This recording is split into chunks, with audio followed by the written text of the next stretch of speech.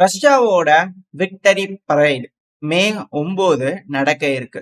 இந்த மே 9 விக்டரி பரேட ரொம்ப பிரம்மாண்டமா செலிப்ரேட் பண்றதுக்கு ரஷ்யா தயாராயிட்டு இருக்காங்க.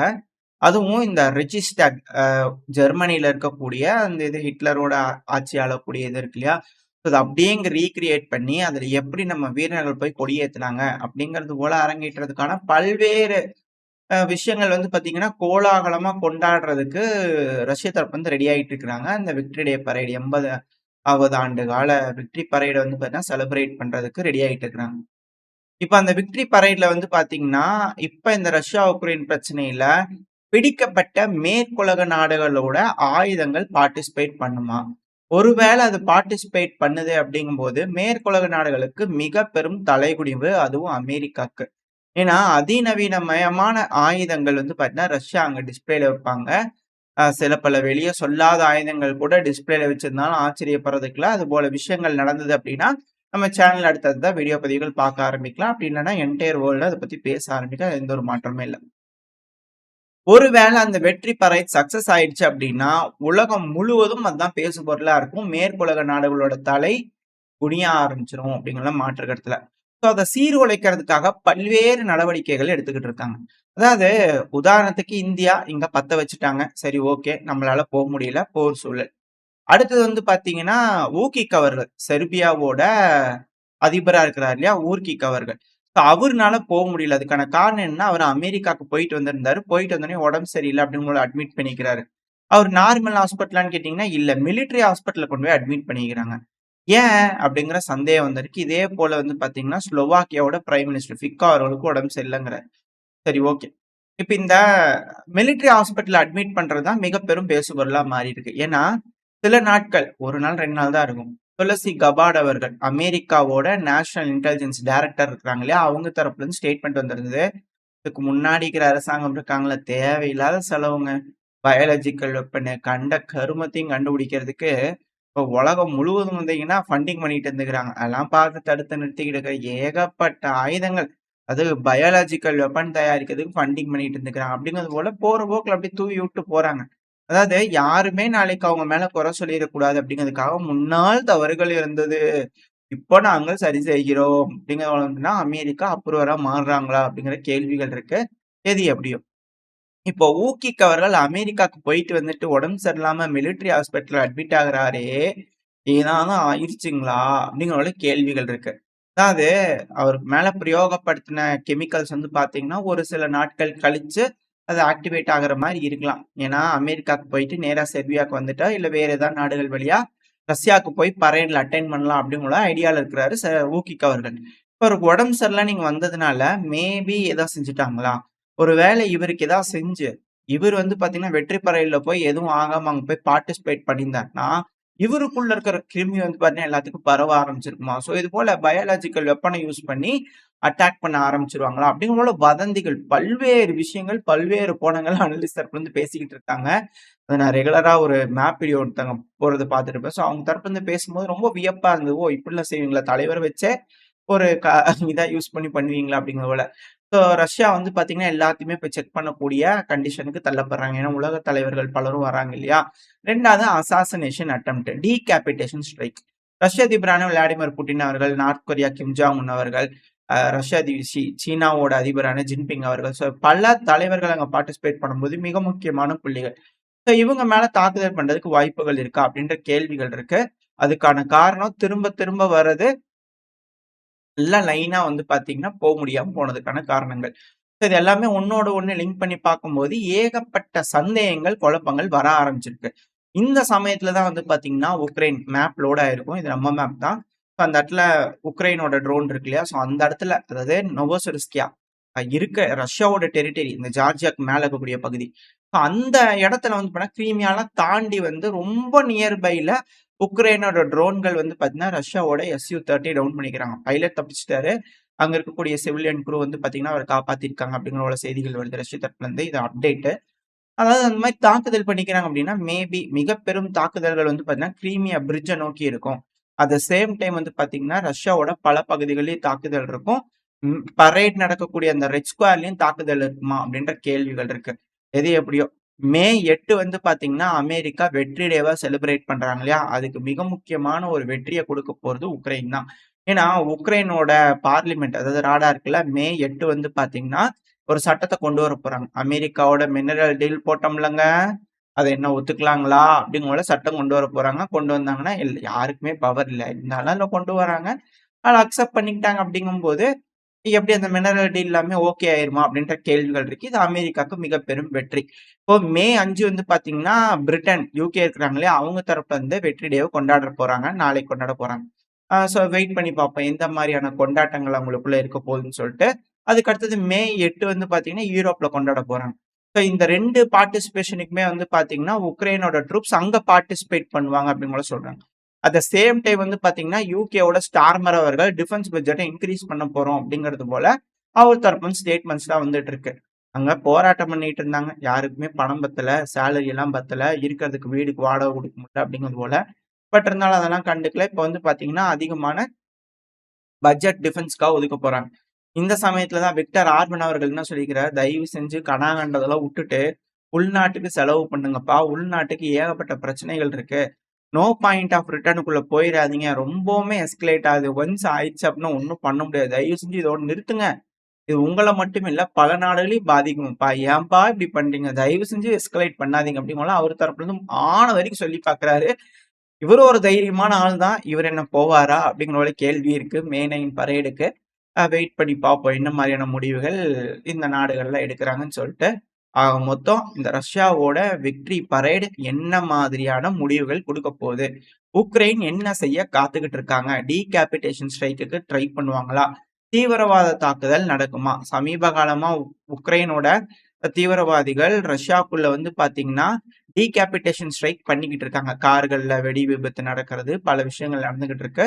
ரஷ்ய அதிபரான கார் கூட வந்து பாத்தீங்கன்னா, யூஸ் பண்ணக்கூடிய ரொம்ப சொஃபஸ்டிகேட்டடான லக்ஸுரி கார் கூட வந்து பாத்தீங்கன்னா, தீப்பிடிச்சு எரிஞ்சிருந்தது. பல அசம்பாவிதங்கள் ரஷ்யாக்குள்ள நடந்திருக்கு. இருந்தும் இது போல ஒரு மாபெரும் விழாவ கொண்டாட போறாங்க. இந்த சமயத்துல நடக்குது அப்படிங்கும்போது, மக்கள் மனசுல எந்த அளவுக்கான விபரீதங்கள் ஏற்படும். அவங்க மனசுல வந்து ரொம்ப அதிக அளவுல காயங்கள் ஏற்பட்டுருச்சு அப்படின்னா, இந்த பிரச்சனை மிக பெரும் அளவுல எஸ்கலேட் ஆகும் அப்படிங்கிறதுல மாற்று கருத்து இல்ல. ஸோ வெயிட் பண்ணி பார்ப்போம். என்ன நடக்க இருக்கு அப்படிங்கிறது போல. அது மட்டும் இல்லாம சிம்ப்சன் ப்ரிடிக்ஷன் வேற வந்து பார்த்தீங்கன்னா, வேண்டாம். அது கொஞ்சம் மோசமா தான் இருக்கு. வெயிட் பண்ணி பார்ப்போம். என்ன மாரியான முடிவுகள் இந்த ரஷ்யா, உக்ரைன் பிரச்சனையில வந்து பார்த்தீங்கன்னா வரப்போகுது அப்படிங்கிறது போல. அப்படியே நம்ம சைடு வந்துட்டோம் அப்படின்னா, பாகிஸ்தான் தொடர்ந்து மிலிட்டரி ட்ரில் பண்ணிட்டு இருக்கிறாங்க. இந்த மிலிட்டரி ட்ரில் வந்து ராணுவத்த கேதர் பண்ணி எல்லாம் ட்ரெய்னிங் பண்றது ஓகே. இந்த உக்ரைன் எப்படி வந்து பார்த்தீங்கன்னா, அது மட்டும் இல்லாம இன்னொரு மிக முக்கியமான விஷயம். ஒரு நாளைக்கு முன்னாடி வந்து பார்த்தீங்கன்னா, மேசிவான ரைடு. என்டயர் உக்ரைன்ல வந்து பார்த்தீங்கன்னா, மேசிவான ரைடு டிசிசி எம்ப்ளாயீஸ். அது பாரு, ரெஸ்டாரண்ட் அது இது லொட்டு லொஸ்க்குன்னு இல்ல. பார்க்குற ஆண்கள் அத்தன பேத்தையும் புடிங்க அப்படின்னு போல சட்டம் போட்டாங்க போல தெரியுது. வளைச்சு வளைச்சு புடிச்சுக்கிறாங்க. ஸோ அதே போல வந்து பார்த்தீங்கன்னா, இப்ப பாகிஸ்தான் என்ன பண்ணிக்கிறாங்கன்னா, இப்ப இருந்து சிவிலியன்ஸ்லாம் புடிச்சிட்டு வந்து ட்ரெய்னிங் பண்ணலாம். அது பாகிஸ்தான் ஆக்கிரமிப்பு காஷ்மீர் இருக்கு இல்லையா? ஸோ அந்த பகுதியில இருக்கக்கூடிய சிவிலியன்ஸ் எல்லாம் புடிச்சிட்டு வந்து ட்ரெய்னிங் பண்றாங்க. இதெல்லாம் புரொபகண்டா இருக்கு. ஆக்சுவலா இவங்க தாங்க தீவிரவாதிகள். இவங்க தீவிரவாதிகளா இருந்து ட்ரெய்னிங் எடுத்துக்கிறாங்க. இப்ப அந்த தீவிரவாதிகள புடிச்சிட்டு வந்து ராணுவத்துக்கு ட்ரெய்னிங் குடுக்குறாங்க. அதுதான் இருக்கிற ரியலான ஃபேக்ட். இப்ப இவங்கலாம் வந்து சிவிலியன்ஸா மாறிட்டாங்களாமா. எப்படிங்க? அப்படின்னு போல இருக்கு. ஸோ இப்போ வந்து இவங்க ட்ரெய்னிங் எடுத்ததுக்கு அப்புறம் இவங்க ராணுவத்துல சேர்ந்து திருப்பி வந்து கிழிஞ்சு போச்சு அப்படிங்கிற போல இருக்கு. பட் இருந்தாலும் அவங்க அது போல வேலைகள் செய்யறாங்க, செஞ்சுகிட்டு இருக்காங்க. ஸோ வெயிட் பண்ணி பார்ப்போம் என்ன மாரியான முடிவுகள் எடுக்குறாங்கன்னு சொல்லிட்டு. அட் த சேம் டைம் வந்து பார்த்தீங்கன்னா, பாகிஸ்தான்ல மனுவார் அப்படிங்கிற ஒரு பகுதி வந்து பார்த்தீங்கன்னா, பலுச்சிஸ்தான் வந்து லிபரேட் பண்ணிட்டாங்க. அவங்க கட்டுப்பாட்டுக்குள்ள எடுத்துட்டாங்க அப்படின்னு கூட சொல்லியிருந்தோம் இல்லையா? அதாவது அது வந்து மிக பெரும் அளவுல பேசுபொருளா மாறிட்டு இருக்கு. டிடிபி வந்து பார்த்தீங்கன்னா, பன்னு பகுதிகள்ல வந்து ட்ரை பண்ணிக்கிட்டு இருக்காங்க. பல பகுதிகள அவங்க கட்டுப்பாட்டுக்குள்ள எடுத்துட்டு இருக்காங்க. நம்ம இது முன்னாடியே பார்த்திருந்தோம். இது போல சில பகுதிகள் வந்து பார்த்தீங்கன்னா, பாகிஸ்தான் ராணுவம் என்டர் ஆகுறதுக்கே அனுமதி குடுக்க மாட்றாங்க. பாகிஸ்தான் போலீஸே வந்து பார்த்தீங்கன்னா, தடை விதிக்கிறாங்க அப்படிங்கிற போல பல விஷயங்கள் பார்த்துருக்கோம். ஸோ பாகிஸ்தானோட ரியர்ல வந்து பார்த்தீங்கன்னா, அதாவது பாகிஸ்தானோட பின்புறத்துல வந்து பார்த்தீங்கன்னா, பயங்கரமான இழப்புகள பாகிஸ்தான் சந்திச்சுட்டு இருக்காங்க. அவங்களோட கட்டுப்பாட்டுக்குள்ள இருந்து போயிட்டு இருக்கு. இப்ப இத சரி கட்டணும் அப்படின்னா, இந்த பலுச்சிஸ்தான் இந்த பலுச்சிஸ்தான் போராளிகளுக்கு வரக்கூடிய ஆயுதங்கள்லாம் நிற்கணும் அப்படின்னா, சேம் தீவிரவாதிகள ஏவி விடணும் ஈரான் பக்கமா. ஏன்னா ஈரானோட ஆயுதங்கள் பெருமளவுல உதவிகளுக்கு வருது இல்லையா? Baluchistan national army, Baluchistan liberation army பல அமைப்புகள் இருக்கு பலுச்சிஸ்தான்லயே. ஸோ அதுபோல சில அமைப்புகளுக்கு ஈரான் உதவிகள் பண்ணிட்டு இருக்காங்க. ஸோ அதனால ஈரான கவுண்டர் பண்றதுக்காக இவங்க எப்படின்னா ஈரான்ல இருக்கக்கூடிய பலுச்சிஸ்தான் லிபரேட் பண்றதுக்கான ஒரு ஆர்மி ஜெய்ஷ் அல் அதி அப்படிங்கிற ஒரு கும்பல் இருக்கு. ஸோ இவங்க தொடர்ந்து ஈரானுக்குள்ள தீவிரவாத தாக்குதல் பண்ணிருக்காங்க. அவங்கள பிளெஸிங் பண்ணி அனுப்பிச்சு வைக்கிறாங்க. புது குரூப்ஸை வாங்கடா வச்சுக்கலாம் அப்படிங்கிற ஈரான் தரப்பு வந்து ரெடி ஆகிட்டு இருக்கிறாங்க. அது மட்டும் இல்ல, நம்மளோட ஜெய்சங்கர் அவர்கள் இருக்கா இல்லையா, தொடர்ந்து பல நாடுகள் கிட்டே வந்து பாத்தீங்கன்னா பேசிக்கிட்டு இருக்காரு உறவுகளை மேம்படுத்துறதுக்கு, நம்ம நாட்டோட உறவுகளை மேம்படுத்துறதுக்கு. அட் சேம் டைம் ரஷ்யா கூடயும் பேசிக்கிறாரு. லாவ்ரோ அவர்கள் கிட்ட இருக்கக்கூடிய விஷயங்களை எடுத்து சொல்லியிருக்கிறாரு. 2வது இரு நாடுகளோட உறவு மேம்படுத்துறதுக்கான விஷயங்களையும் பேசியிருக்காங்க. இது ரொம்ப ரொம்ப முக்கியமான ஒரு விஷயம். இந்த வேலைகள் வந்து பாத்தீங்கன்னா அவங்க வேலைகள் கரெக்டா செய்யறாங்க அப்படிங்கிற மாற்று கருத்துல. அது கூட வந்து பாத்தீங்கன்னா நம்மளோட ஒரு வீரரை வந்து பாத்தீங்கன்னா கிராஸ் பண்ணி போனதுக்கு பாகிஸ்தான் புடிச்சிட்டு போயிருந்தாங்க இல்லையா. அதே போல பாகிஸ்தானோட ஒரு ரேஞ்சர் வந்து பாத்தீங்கன்னா நம்ம நாட்டுக்குள்ள வந்துட்டாரு. அவரை வந்து பாத்தீங்கன்னா வாடாப்பா அப்படிங்கறது போல நம்ம கூட்டிட்டு வந்தாச்சு. இப்ப நம்மளோட கஸ்டடிக்குள்ள இருக்காரு ராஜஸ்தான் பகுதியில. அதாவது அது போல செய்திகள் இருந்தது. இப்ப சைட்ல ஒரு இமேஜ் லோட் ஆயிருக்கும். இவரு தான் அந்த ரேஞ்சர், பாகிஸ்தான் ரேஞ்சரு. புடிச்சு கொண்டு வந்து வச்சு விசாரிச்சுக்கிட்டு இருக்காங்க அப்படிங்கிற போல மரியாதைகள் கொடுத்துக்கிட்டு இருக்காங்க அப்படிங்கிறது போல செய்திகள் வந்துகிட்டு இருக்கு. அடுத்தது மிக முக்கியமா வந்து பாத்தீங்கன்னா இந்த ஆப்கானிஸ்தான். இந்த ஆப்கானிஸ்தான்ல இருக்கக்கூடிய மிக முக்கியமான airbase, one of the largest airbase அப்படின்னா இந்த ஆப்கானிஸ்தான்ல இருக்கக்கூடிய ஏர்பேஸ் எல்லாம் கட்டினது யாரு அப்படின்னா அமெரிக்கா. அமெரிக்காவோட கட்டுப்பாட்டுக்குள்ள ஆப்கானிஸ்தான் இருக்கும்போது இங்க ஒரு ஏர்பேஸ் கட்டினாங்க. இந்த ஏர்பேஸ்க்குன்னு ஒரு முக்கியத்துவம் இருக்கு. இந்த ஏர்பேஸை பயன்படுத்தினாங்க அப்படின்னா அமெரிக்காவுக்கு 1 மணி நேரம் தான் ஆகும். ஈஸியா சைனாவை ரீச் பண்ணிடலாம். எந்த வகையான ஆயுதங்கள் வேணாலும் சகல சௌரியத்தோட கொண்டு போய் பேலோட டெலிவரி பண்ணிட்டு வர்றதுக்கு அதிகமான வாய்ப்புகள் அமெரிக்காவுக்கு இருந்தது. அதை கை நழுவ விட்டாங்க. இதை தூக்கி அப்படியே இது பேக்ரம் ஏர்பேஸ். ஸோ இந்த ஏர்பேஸை பறி கொடுத்தது ஜோ பைடன் அவர்கள் தான். இப்படி பண்ணிட்டாரு அப்படி பண்ணிட்டாருன்னு வழக்கம் போல இந்த பொலிட்டிக்கல் ரீதியாகவும் சாடுறாரு. ஏன் அப்படின்னா இப்ப இந்த ஏர்பேஸ் வந்து பார்த்தீங்கன்னா சைனா அவங்க கட்டுப்பாட்டில் எடுத்துட்டாங்க அப்படிங்கிற செய்திகள் வந்துட்டு இருக்கு. கொஞ்ச நாளைக்கு முன்னாடி தான் அமெரிக்காவோட விமானங்கள் டச் டவுன் ஆயிட்டு இருக்கு அப்படிங்கிற செய்திகள் பார்த்தோம். ஆனா இப்ப என்னன்னா ட்ரம்ப் அவர்கள் என்ன சொல்றாங்கன்னா சைனாக்கு வித்துட்டாங்க ஆப்கானிஸ்தான். ரொம்ப தப்பு பண்றீங்க, நாங்க ரெட் கார்டு காட்டுறோம். ஏன்னா நம்ம சேனலை பொறுத்த வரைக்கும் கண்டனங்கள்னா ரெட் கார்டு இல்லையா. ஸோ அதனால ஒரு 50 ரெட் கார்டு எடுத்து ஒரு கூட நிறைய காமிச்சிக்கிறாங்க ஆப்கானிஸ்தானுக்கு அப்படிங்கிற புரிஞ்சுக்க முடியுது. அந்த அளவுக்கு வெறி கோவம், மாப்பிள்ளைக்கு அந்த அளவுக்கு கோவம் வந்திருக்கு. ஏன்னா அந்த ஏர்வேஸ் ரொம்ப முக்கியமான ஏர்வேஸ். அது சீனா கிட்ட போயிடுச்சு அப்படின்னு கூட சொல்றாங்க. ஸோ சீனாவோட ஏர்வேஸ் ஆப்கானிஸ்தான்ல இருக்குது. ஆப்கானிஸ்தான் பாகிஸ்தான் பிடிக்க ட்ரை பண்றாங்க. ஒருவேளை சீனா பாகிஸ்தானுக்கு உதவி எந்த யூஸும் இல்லப்பா, ரூப்பும் இல்லை. ஆப்கானிஸ்தானுக்கே போய் எல்லா உதவியும் செய்வோம். ஆப்கானிஸ்தான் வந்து சில பகுதிகள் பிடிக்கிறாங்க இல்லையா. ஸோ ஆப்கானிஸ்தானோட வக்கான் காரிடார் பகுதி, அது போல பகுதிகள்லாம் இப்போ டிடிபி இந்த கைபர் பக்துன்கா பகுதியெல்லாம் பிடிக்கிறாங்க இல்லையா.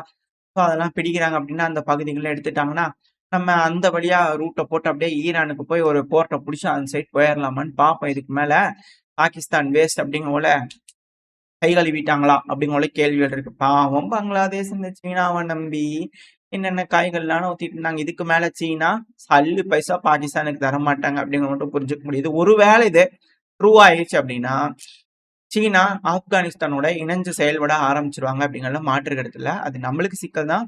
நம்மளும் இப்ப இருக்கக்கூடிய உறவை கண்டினியூஸா மேம்படுத்திக்கிட்டே இருக்கணும் ஆப்கானிஸ்தான் கூட அப்படிங்கறத மாற்று கருத்துல. ஸோ ஜியோ பாலிட்டிக்ஸ் மூவ் பொறுத்த வரைக்கும் இப்போதைக்கு பிரிக்ஸ் நாடுகளுக்கு துரோகம் செய்ய சீனா தயாரா இல்லை. ஸோ இந்த இடத்துல டீம் கிழக்கு வெர்சஸ் டீம் மேற்கு அப்படிங்கிறது போல வந்துச்சா அப்படிங்கிற கேள்வி இருக்கு. எமன் ஹவுதிஸ் அங்கேயே வச்சு ஸ்லாட் நல்லா ஒரு கவனிப்பு பண்ணி அனுப்பிச்சு விட்டாங்க, சரி துரத்தி விட்டாங்க. ஸோ நம்ம கிட்ட இருக்கிற செவரை மட்டும் நம்ம இடிச்சு புல்டோஸ் அடிச்சு இடிச்சு தகரத்துல லேண்ட்ல கனெக்ட் பண்ணிட்டோம்னா யாராலையும் எதுவும் செய்ய முடியாது. நம்ம ஒரு 6 மாசத்துக்கு முன்னாடி ஒரு வியூகம் சொல்லியிருந்தோம். சென்ட்ரலைசேஷன் நாடுகள் தான் நம்மளோட கோட்டைகளா இருக்க போகுது. ஸோ அதை ப்ரொடெக்ட் பண்ண போறது நம்ம தான்.